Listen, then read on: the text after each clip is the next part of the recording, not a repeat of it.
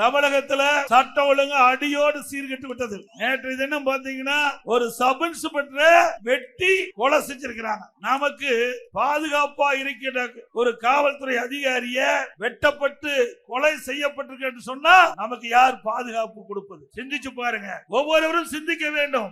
இன்றைக்கு காவல்துறை உதவி ஆய்வாளர் படுகொலை செய்யப்பட்டிருக்கின்றால் சாதாரண விஷயம் அல்ல.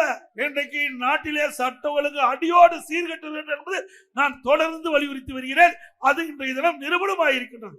நம்மை காக்க வேண்டிய காவல்துறைக்கு இப்படிப்பட்ட நிலை என்பதை நாம் ஒவ்வொருவரும் சிந்தித்து பார்க்க வேண்டும்.